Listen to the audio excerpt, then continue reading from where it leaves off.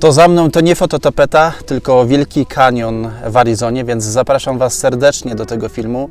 Przepiękne widoki, cudowna roślinność. Jeżeli jeszcze nie zasubskrybowałeś mojego kanału, to zrób to właśnie teraz, a ja zapraszam Cię na film.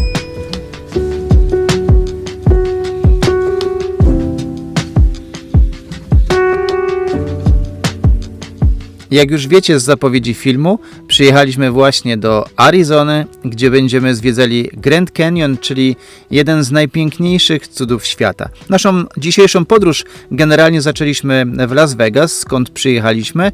To jest stan Nevada. No i sama podróż tutaj zajęła nam około 4 godzin. The south rim of Grand Canyon National Park is open. The north rim, including the campground, is open with limited services and limited backcountry road access. Właśnie podjeżdżamy do bramy parku, gdzie przy wjeździe znajdziecie ceny za wstęp do parku, które są uzależnione od kategorii samochodu, jakim wjeżdżasz. Cena generalnie obowiązuje od 1 do 7 dni. My przyjechaliśmy samochodem prywatnym, więc cena za wjazd to $35. I stąd pojedziemy jeszcze kilka minut do pobliskiego parkingu, skąd wyruszymy na wycieczkę po Wielkim Kanionie. Zaparkowaliśmy samochód na parkingu, o parkingu jeszcze za momencik kilka słów powiem i wyruszamy na trasę. Z tego miejsca, gdzie właśnie się tutaj znajdujemy, wyruszają też autobusy, więc jeżeli ktoś nie ma na przykład na tyle siły i chciałby podjechać autobusem do jakiegoś punktu widokowego, może to zrobić właśnie z tego miejsca. Autobusy oczywiście są bezpłatne i jest tutaj kilka linii oznaczonych kolorami, w zależności gdzie chcesz się udać. Oczywiście służy on też do tego, że jeżeli dojdziesz gdzieś do jakiegoś miejsca na szlaku, to możesz również przyjechać autobusem z powrotem tutaj do tego miejsca, gdzie rozpocząłeś swoją podróż i zostawiłeś samochód. I jeszcze jedna ważna informacja, bo myślę, że to jest istotne, jak przyjeżdżasz tutaj samochodem. Parkingów jest tutaj kilka, więc nie musisz się martwić o to, gdzie znajdziesz miejsce parkingowe dla swojego samochodu i parking jest zupełnie bezpłatny, więc nie musisz szukać żadnego automatu czy innej budki, gdzie należy dokonać opłaty. To, co również jest fajnego tutaj, to to, że jest również wypożyczalnia rowerów i możesz wypożyczyć sobie taki rower i zwiedzać Wielki Kanion za pomocą roweru właśnie.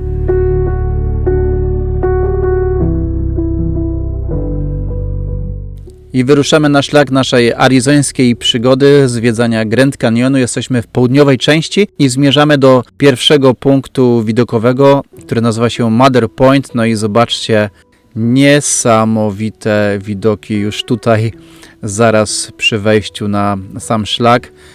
Naprawdę robi to imponujące wrażenie.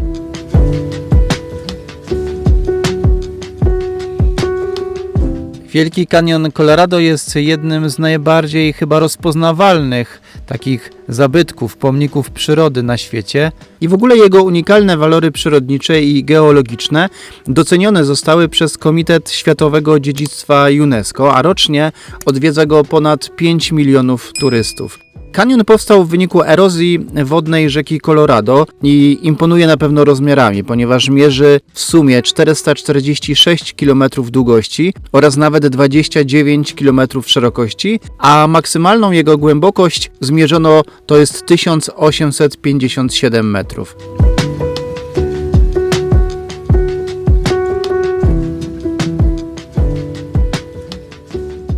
Tak, słuchajcie, mamy bardzo duże szczęście, bo jest trochę turystów, owszem, co będzie widać na filmie. Natomiast wjeżdżając, słyszeliśmy w radio, że dzisiaj nie ma zbyt dużego ruchu, nazwijmy to. Oczekiwaliśmy może 5 minut do wjazdu, natomiast w szczycie sezonu jest to ponad 2 godziny, czasami nawet kolejka.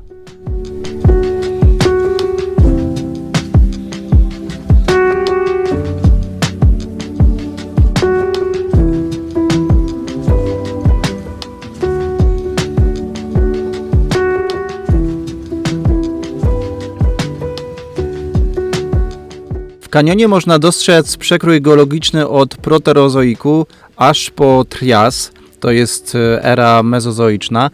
Każda seria warstw skalnych ma inny odcień.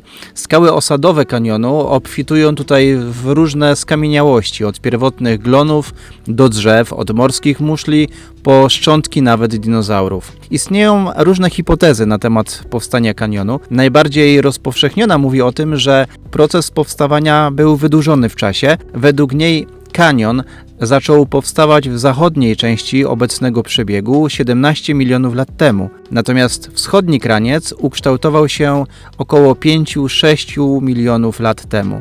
W następnych milionach lat trwało wcinanie się w głębne rzeki i pogłębianie kanionu przy zachowaniu jego długości.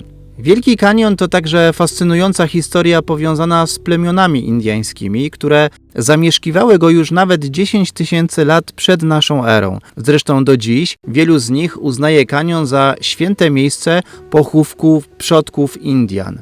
Obszar Grand Canyon został objęty ochroną początkowo jako Narodowy Monument Przyrody w 1908 roku z inicjatywy prezydenta Theodora Roosevelta, wielkiego miłośnika przyrody tej części Arizony, a miano Parku Narodowego dostał w roku 1919 już za prezydentury Wilsona.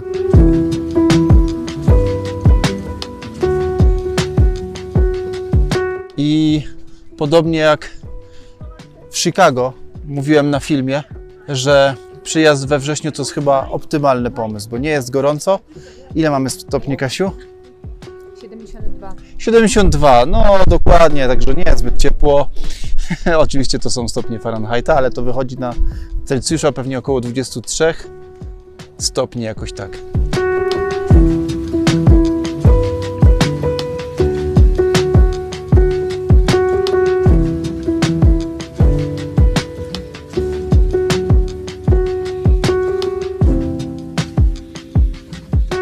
Wzdłuż krawędzi kanionu prowadzi taka oto asfaltowa ścieżka, więc jest to bardzo wygodne. Natomiast nie polecam klapek, tylko jakieś pełne buty. O, tutaj szwagier właśnie demonstruje, no piękne ma nogi, tak, ale chodzi głównie o buty.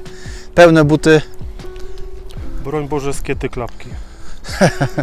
Dokładnie tak. Żadne kuboty, żadne japonki dziewczyny, żadne szpilki, nic takiego, tylko pełne buty.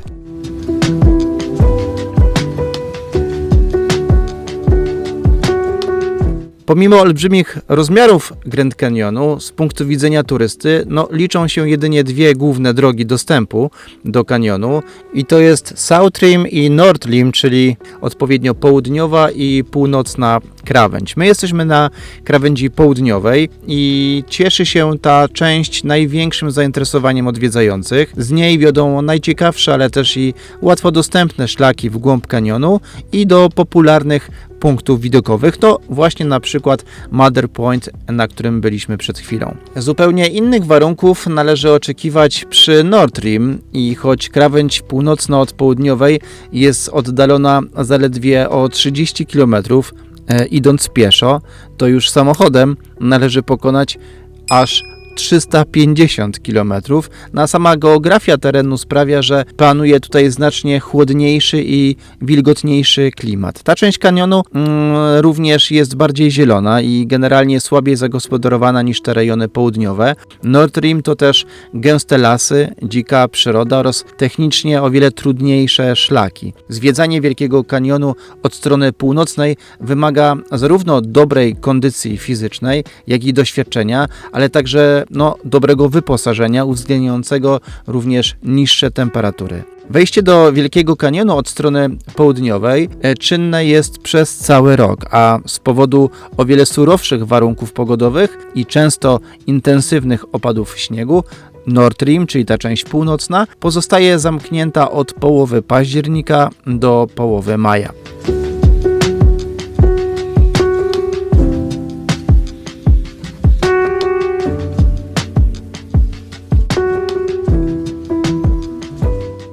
Około 90% wszystkich odwiedzających Grand Canyon wybiera więc krawędź południową.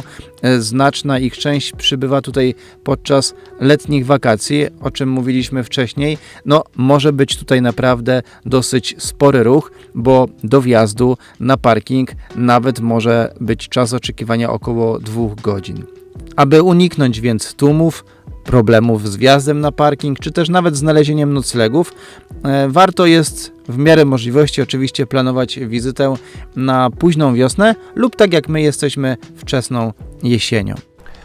Słuchajcie, przeczytaliśmy jeszcze w internetach, że rocznie tu w kanionie ginie około 12 osób, więc nie polecam zbliżania się do krawędzi, bo to może grozić właśnie śmiercią, więc trzymaj się z dala od tego typu zboczy.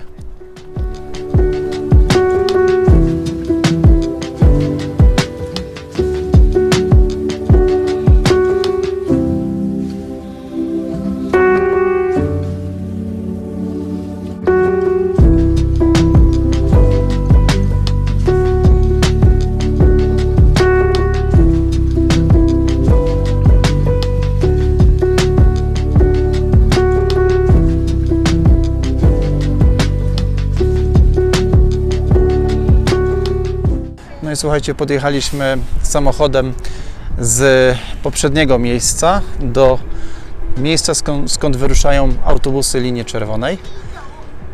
No i mamy przed sobą jeszcze kawałek do przejazdu autobusem. Tu jesteśmy w tym miejscu. Natomiast chcemy się dostać do Hopi Point. Można generalnie przejść też pieszo. Mamy pół kilometra, 0,8, tu mamy 1,3 i jeszcze 1,1, czyli 2,4 km można pójść na piechotę. No jak kto lubi, jak kto woli, więc wybór należy do Ciebie. Autobusy oczywiście są bezpłatne, no i jeżdżą. Tutaj mamy podane co jaki czas i o których godzinach. No a widok stąd jest oczywiście nieziemski.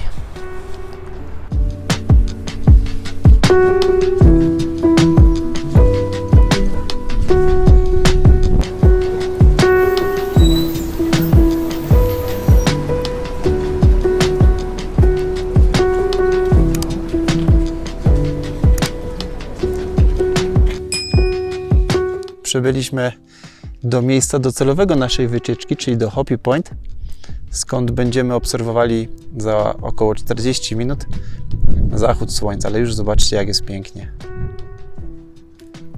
W tle tam widać rzekę Colorado, a słoneczko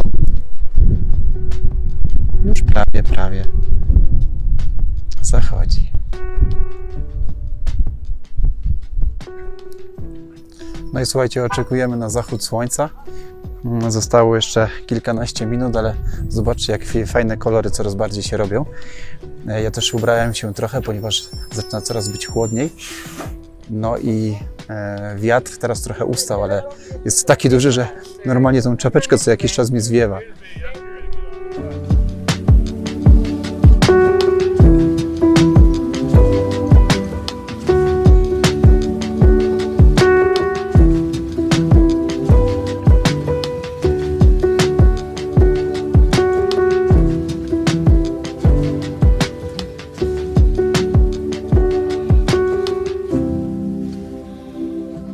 I jeszcze, moi drodzy, korzystając z okazji, że oczekujemy zresztą tak jak inni ludzie na zachód słońca, to powiem, że autobus z tego punktu, z którego odjeżdżaliśmy ostatni tutaj, odjeżdża o godzinie 18, a jeżeli chcesz wrócić z powrotem autobusem, to autobus odjeżdża jeszcze do godziny po zachodzie słońca, więc jeszcze jest chwilę czasu na to, żeby sobie popodziwiać te piękne widoki.